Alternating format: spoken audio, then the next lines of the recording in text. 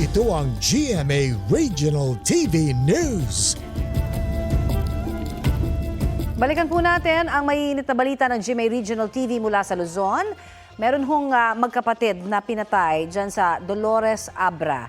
Chris, ano na ang latest sa investigasyon? Connie, patuloy na inaalam ng pulisya ang motibo sa krimen at kung sino ang nasa likod nito. Sa paunang investigasyon ng mga otoridad, pauwi na galing sa Lamay ang dalawang dalaking edad 29 at 25 sakay ng kanilang motorsiklo. Parehong sa muka ang tama ng magkapatid. Siyam na basyon ng hindi pa tukoy na kalibre ng baril ang na-recover sa crime scene sa Barangay Isit. Sinusubukan pang makuna ng pahayag ang kanilang mga kaanak. May natagpuan namang hinihinalang rocket debris sa dagat ng Pamplona, Cagayan. Ayon sa upload ng video, hapon itong Lunes nang makita ng kanyang kapatid ang naturang debris sa dagat.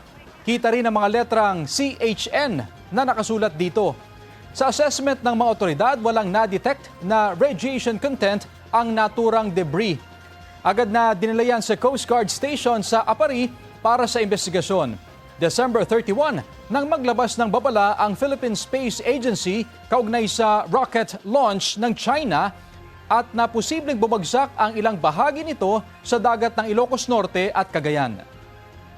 Ito ang GMA Regional TV News. Mainit na balita sa Visayas at Mindanao, hatid ng GMA Regional TV. Pinatay ng isang padre de pamilya sa Damulog, Bukidnon ang kanyang mag-ina. Cecil, paano humantong sa ganyan? Rafi, nag-ugat daw yan sa alitan ng anak at ng sospek dahil sa alagang manok na ginawang panabong.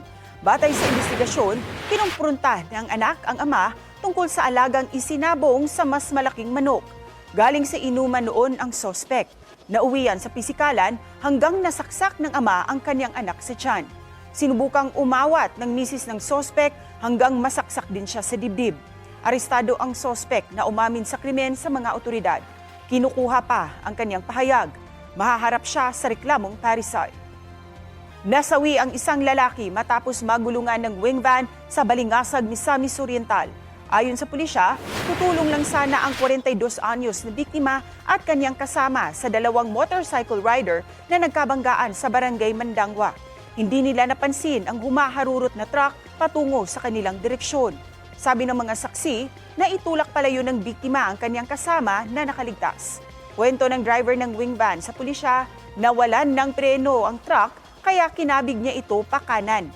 Hindi niya raw agad napansin ang mga tao dahil nakasunod siya sa isang dump truck. Damay sa insidente ang 7 iba pa na nagtamo ng minor injuries. Sinusubukan pa silang makuhanan ng pahayag. Gayon din ang operator ng wing van at ang kaanak ng nasawing biktima. Ayon sa pulisya, nagkaroon na ng kasunduan kaya hindi na magsasampa ng reklamo ang mga biktima.